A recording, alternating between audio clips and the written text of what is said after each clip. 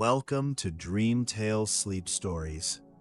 Tonight's reading is 3 Days in the Mountains. Settle into your bed or sofa and let your shoulders, jaw, and eyelids grow heavy. Inhale slowly, 1, 2, 3, and sigh the air away, allowing the day to fade into quiet dark. With every soft inhale, you invite fresh English phrases. With every gentle exhale, stray thoughts drift farther off. Behind my voice flows a gentle melody, renowned for guiding the mind toward deep relaxation. Keep your eyes closed or follow the captions, whichever feels right. Simply receive the rhythm and resonance of the language. Deep in rest, tonight's phrases will take root like seeds, ready to bloom into stronger English skills with the morning light. When you feel settled, hold that unhurried breath and allow yourself to drift into the tale. 3 Days in the Mountains begins now. And when the story's final line has faded, the music will linger a little longer, carrying you gently deeper into sleep. 3 Days in the Mountains. Tom sat on the train and looked out the window. He watched the city buildings get smaller and smaller as the train moved north. Fields and green trees replaced the gray streets and tall offices. Tom felt excited, but also a little nervous. He had not been outside of London for almost a year, and the countryside looked strange and unfamiliar to him. He was traveling to the mountains with his two best friends, Sarah and Jack. They had planned this hiking trip for 3 months. Sarah had found the route in a walking magazine, and Jack had booked the train tickets. It was going to be 3 days of walking, camping, and enjoying nature. None of them had ever done anything like this before. Tom was 24 years old and worked in an office in the center of London. He spent most of his day sitting at a computer, answering emails, and going to meetings. He had been feeling tired and unhappy for many weeks.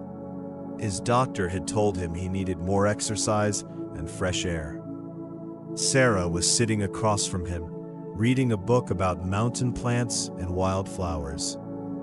She was always interested in nature and the outdoors. She had grown up in a small village near the sea in Cornwall. Moving to London for work had been difficult for her. She missed the fresh air and open spaces. "Look at this," Sarah said, holding up her book and pointing to a photograph. "These purple flowers grow only above 600 meters. They're called mountain violets.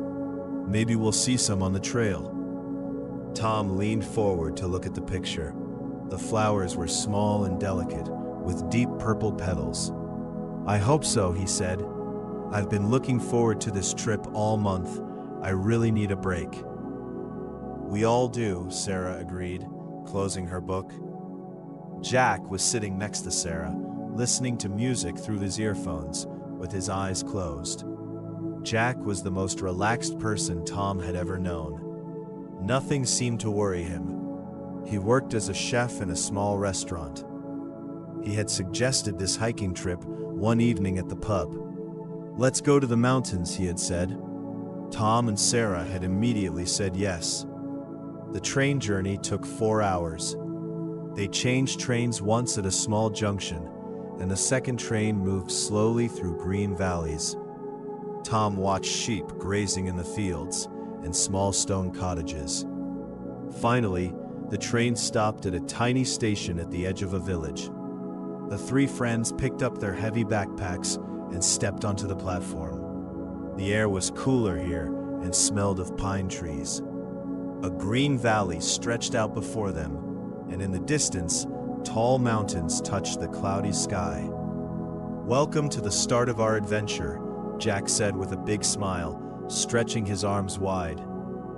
"Those mountains look quite high," Tom said nervously. Are we really going to climb up there? Not to the very top, Sarah said, looking at her map. Our trail goes along the side and up to the ridge. Don't worry, it's going to be brilliant. They walked along a quiet country road for about an hour before they reached the beginning of the trail.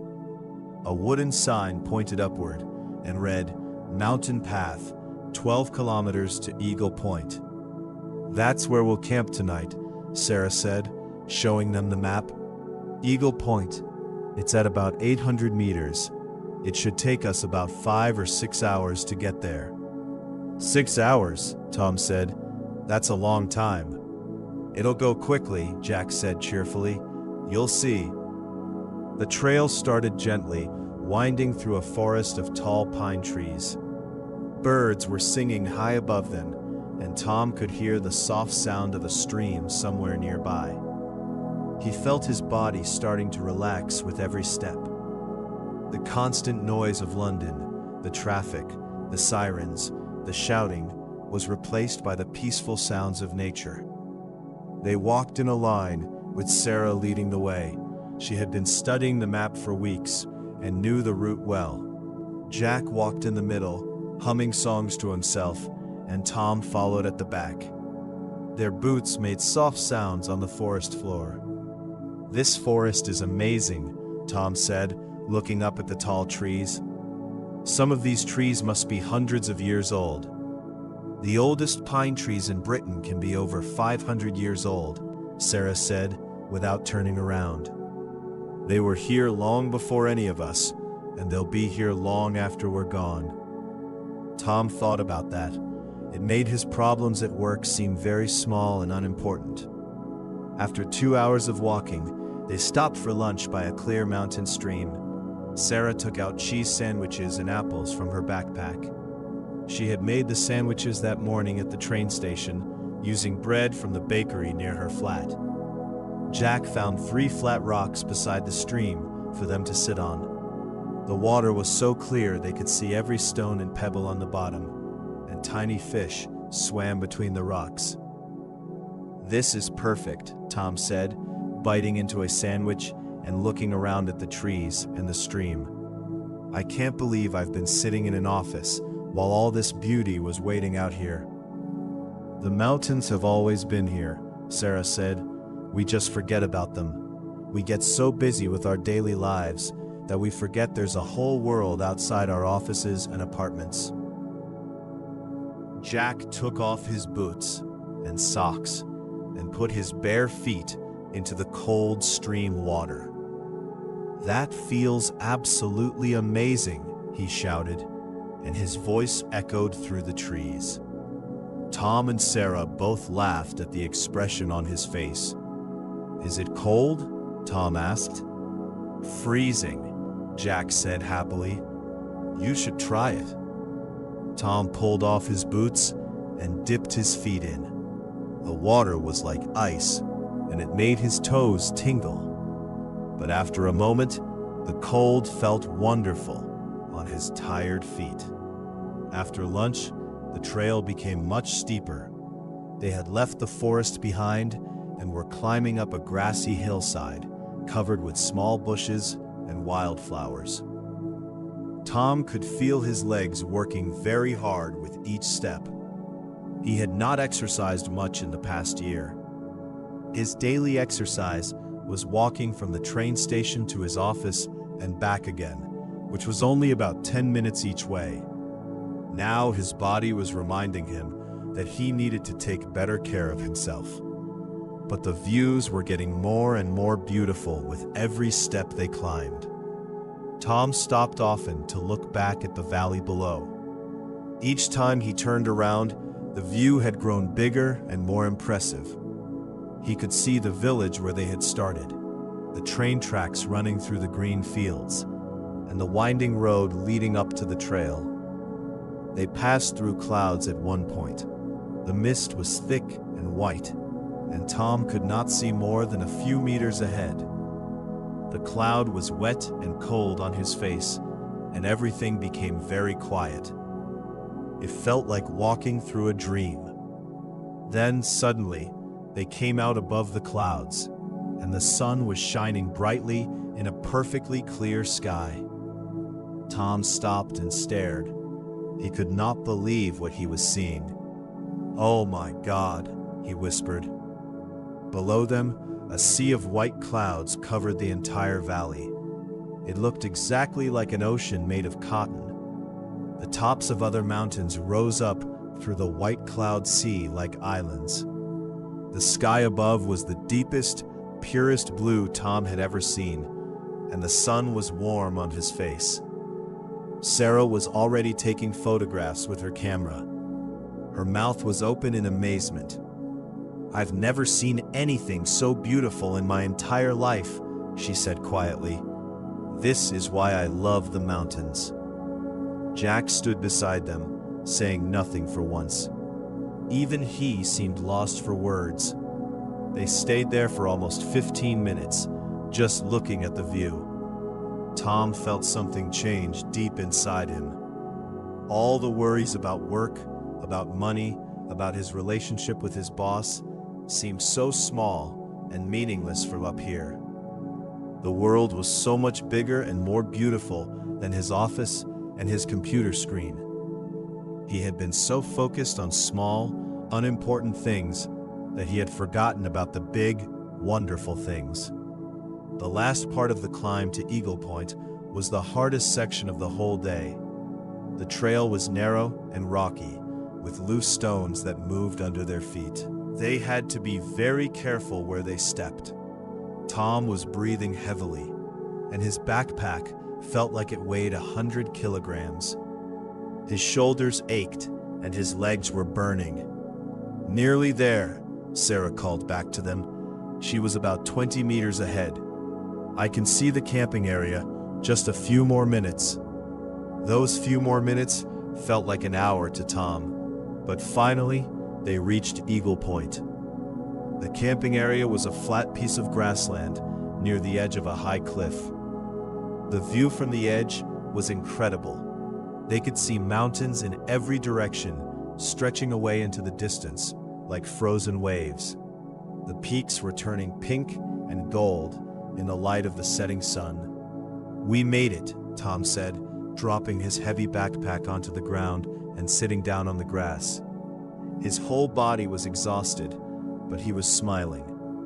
He felt proud of himself for completing the climb. They put up their 3 small tents quickly before it got dark. Sarah showed them how to fix the tent poles and where to put the pegs. She had practiced setting up her tent in her London apartment, which had made her neighbors very curious. Jack collected wood from some bushes nearby and started a small campfire. The flames were orange and warm, and the smell of the burning wood was comforting. Sarah cooked a simple dinner of vegetable soup using a small camping stove. She added the bread they had brought and some chocolate for dessert.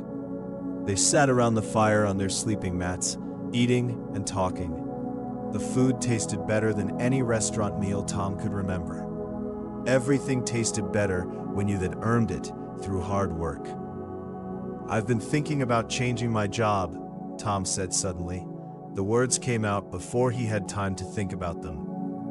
He had been considering this idea for months, but had never said it out loud before. Saying it in the city had always felt too frightening. But up here, surrounded by mountains and stars, it felt natural. "What would you do instead?" Sarah asked, blowing on her hot soup. "I'm not sure yet. Something outdoors, maybe. Something that lets me be active and move around. Something that doesn't involve sitting at a desk for 8 hours every day, staring at a screen." Jack nodded thoughtfully. "Life is too short to spend it doing something you hate," he said. "When I decided to become a chef, my parents were very worried. They wanted me to be a lawyer or an accountant, something safe and well paid. But I followed my heart, and I've never been happier." "It's scary though," Tom admitted. "What if I make the wrong choice? What if I can't find another job? It's scarier to stay where you are and be miserable for the rest of your life," Sarah said gently. "Trust me, Tom, you'll find the right thing."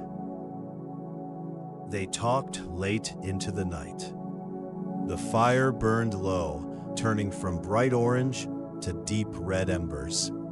The stars above them were brighter and more numerous than any of them had ever seen. There were thousands of them, maybe millions, covering the entire sky from one horizon to the other. In London, you could only see a handful of stars because of all the streetlights and building lights.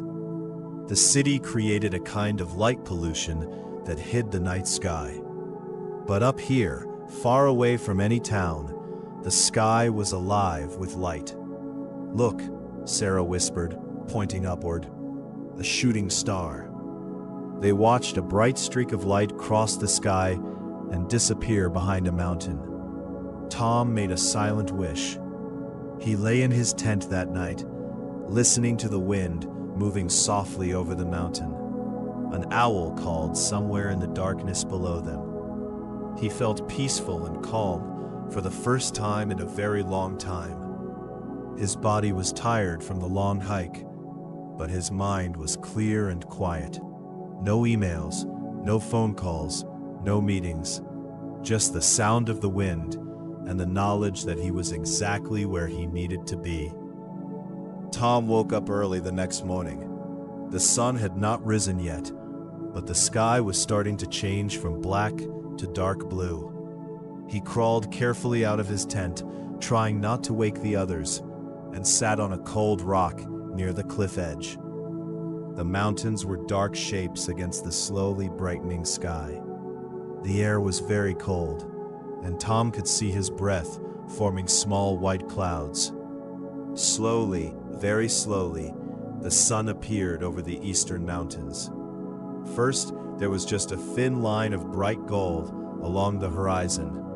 Then the line grew wider and brighter, until finally the whole sun emerged, round and golden and magnificent. The light spread across the mountain landscape, touching the peaks one by one, turning the gray rock to gold and orange and pink.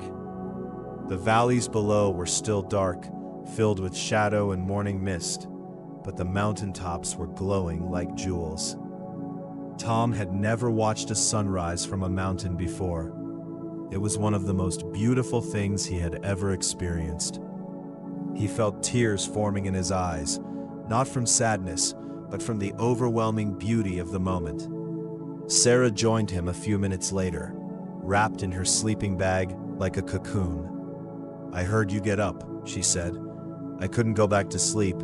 It's too beautiful to miss."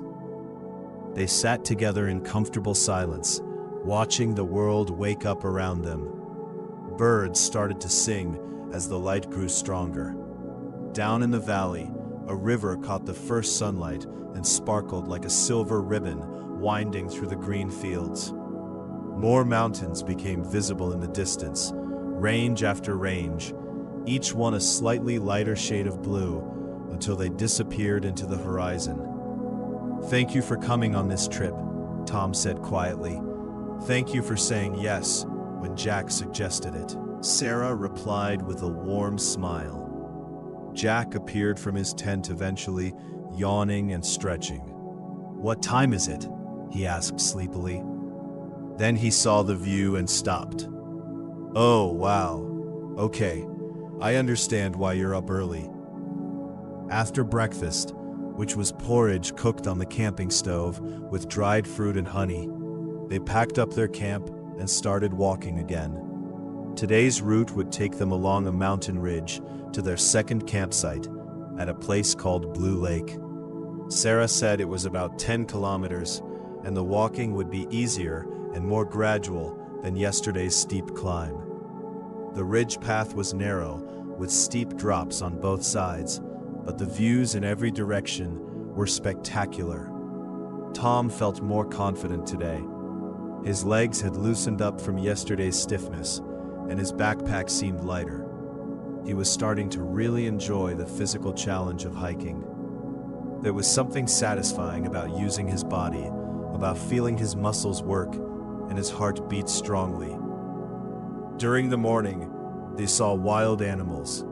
A group of mountain goats watched them from a distance, standing perfectly still on rocks that looked impossibly steep. They had thick brown fur and curved horns, and they stared at the hikers with calm, curious eyes. A little later, a large bird appeared high above them, riding the warm air currents without even moving its wings. It circled slowly, floating effortlessly in the blue sky. "That's a golden eagle," Sarah said, shading her eyes to watch it. "They're quite rare in this part of the country. We're very lucky to see one." "It's magnificent," Jack said. "I wish I could fly like that." "It's hunting," Sarah explained. "It's looking for rabbits or small birds on the mountainside." Golden eagles have incredibly sharp eyesight. They can spot a rabbit from over a kilometer away. They watched the eagle until it flew behind a mountain peak and disappeared from view. Around midday, they reached a narrow part of the ridge where the path had been badly damaged by heavy rain. Part of the trail had completely fallen away, leaving a gap of about 2 meters. Below the gap was a very steep and very long drop, hundreds of meters down to the valley floor. Loose rocks and stones made the edge of the path unstable and dangerous. Sarah stopped and studied the damaged section carefully. Her face became serious.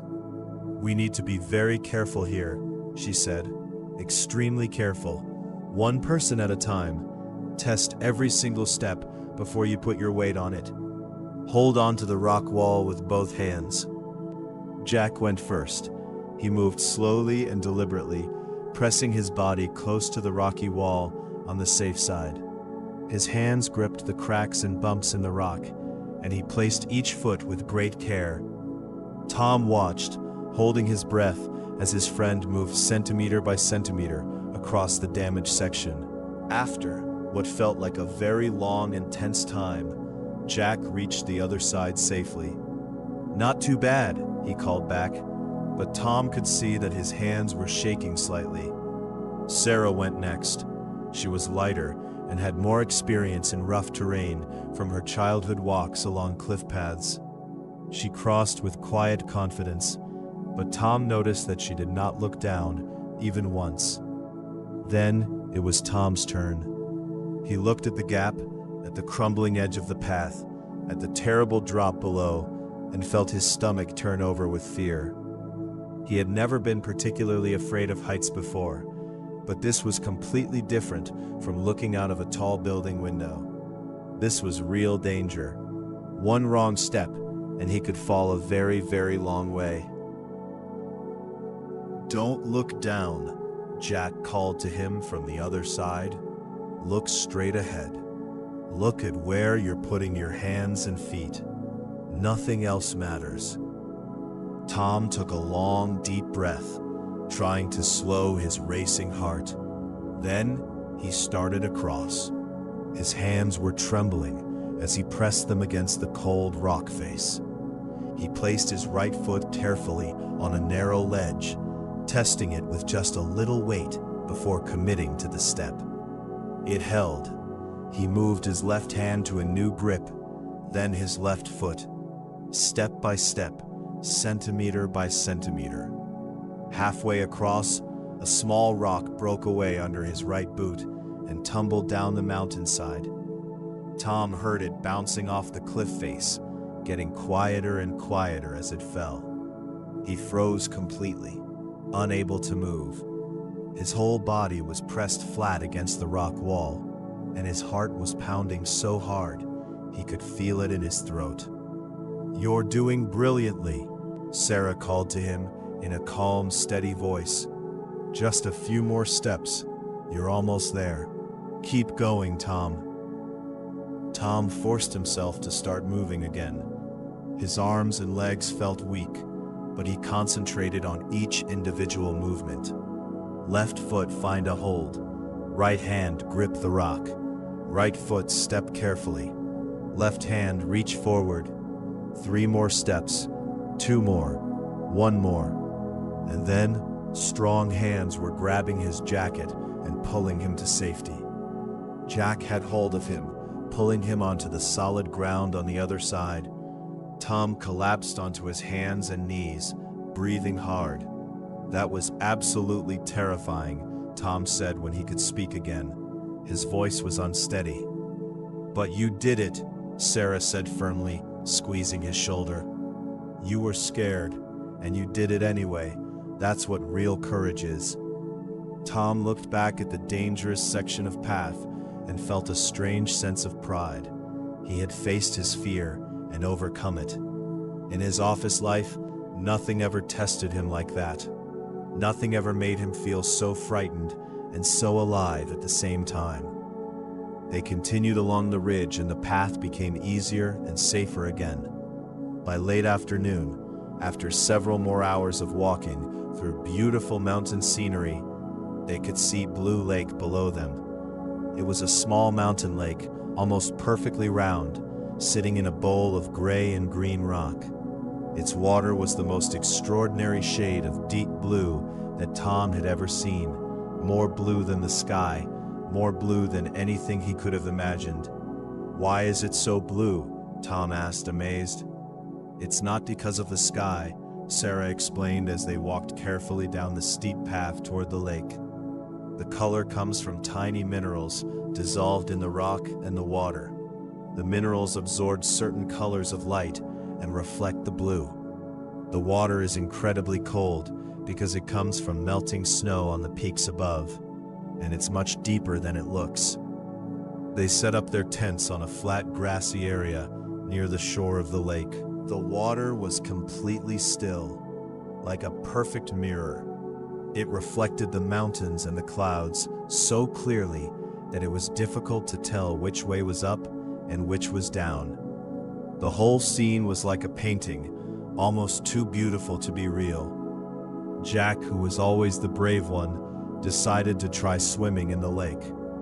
He changed into his shorts and walked toward the water with confidence. He stepped in up to his knees and immediately started shouting. "It's absolutely freezing," he yelled, jumping up and down and splashing water everywhere. His face turned red with the cold. He managed to stay in the water for about 30 seconds before he came running out, his arms wrapped around his body, his teeth chattering like a machine. Tom and Sarah were laughing so hard that Sarah almost fell over. Jack glared at them, but then he started laughing too. "I thought mountain men were supposed to be tough," he said through his chattering teeth, pulling a warm sweater over his head. That evening, they sat on the rocks by the edge of the lake and watched the colors change as the sun went down. The water turned from its brilliant blue to deep purple, then to warm gold, and finally to dark silver as the stars appeared one by one. Small fish jumped out of the surface occasionally, creating expanding circles that moved slowly across the still water. "I've been thinking about what you said last night," Sarah told Tom as they watched the last light fade from the sky, "about changing your job. I think you should seriously do it. You're not happy where you are and life is too short." Tom picked up a small stone and turned it over in his fingers. "It's not that simple," he replied. "I have bills to pay, rent for my apartment, student loans from university. I can't just quit and hope for the best." "Those things are important," Sarah agreed thoughtfully. "But so are you. I've been watching you for these 2 days, and you're a completely different person here. In the office, you're quiet and tired and stressed. But up here in the mountains, you're alive.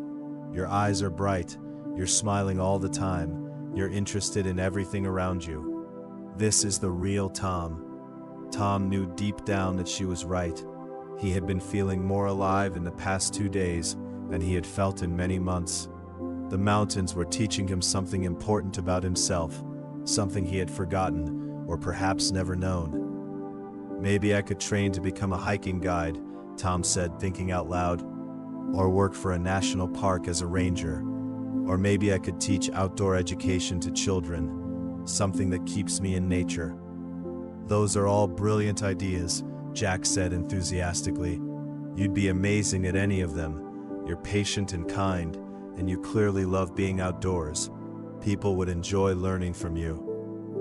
I could help you research the options when we get back, Sarah offered. There are some good training courses for outdoor instructors. Tom smiled.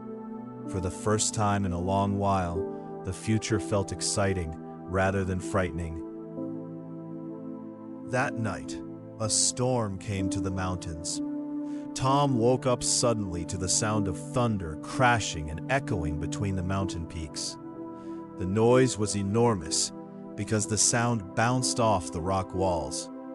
Heavy rain was hammering against his tent, and the wind was pulling at the thin fabric. Lightning flashed brightly, and for a brief moment, the inside of Tom's tent was as bright as midday. "Is everyone okay?" Sarah shouted from her tent, her voice competing with the noise of the storm. "I'm fine," Tom called back, pulling his sleeping bag tighter around himself. "Having the time of my life," Jack shouted back, and they could hear him laughing over the sound of the rain and thunder.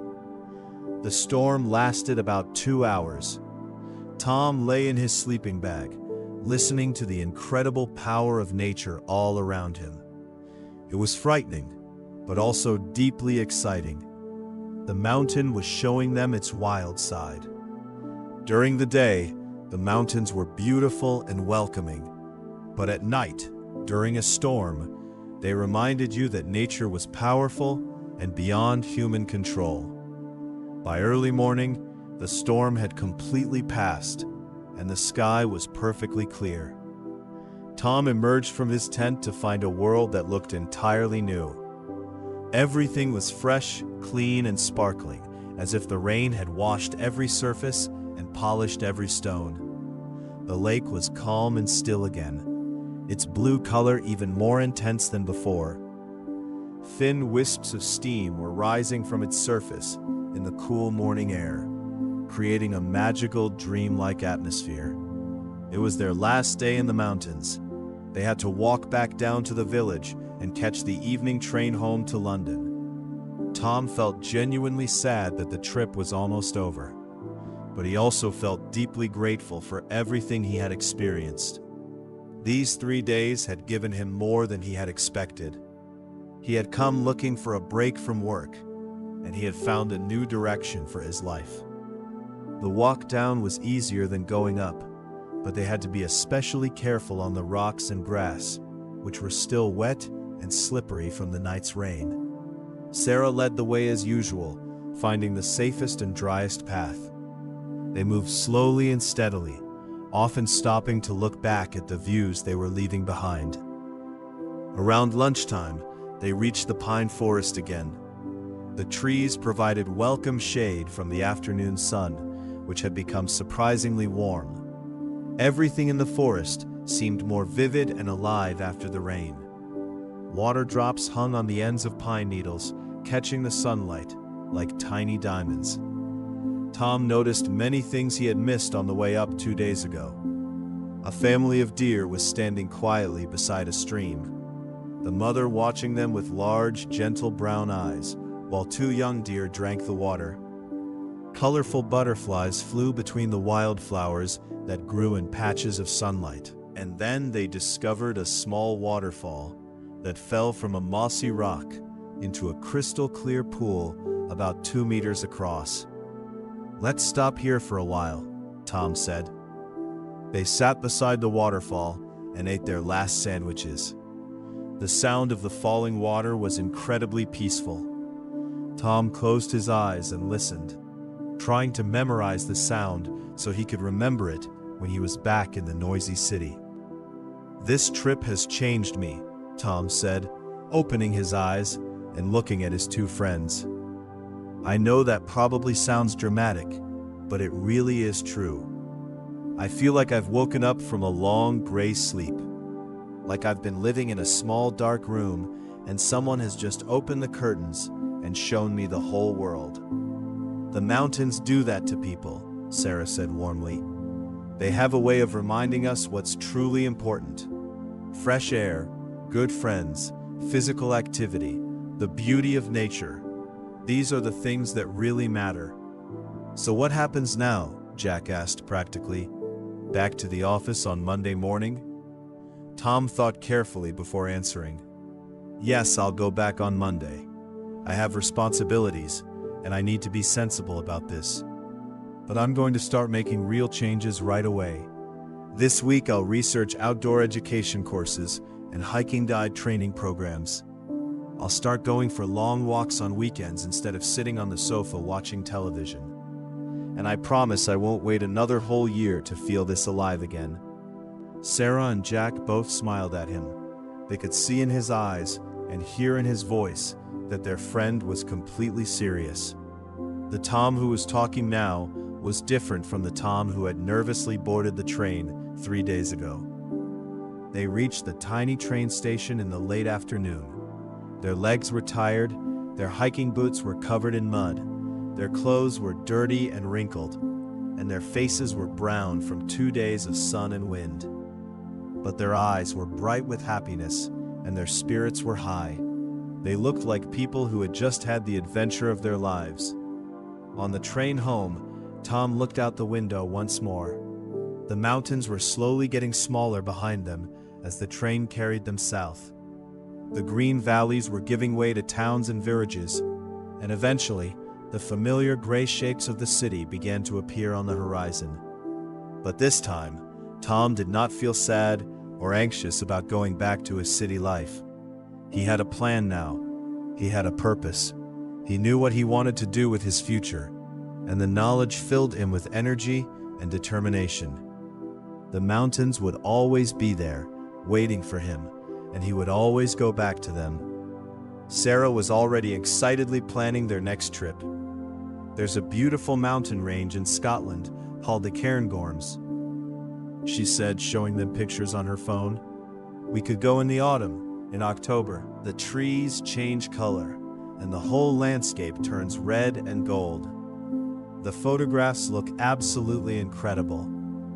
I'm definitely in, Jack said immediately, without any hesitation. Me too, Tom said with a broad smile. Absolutely, definitely.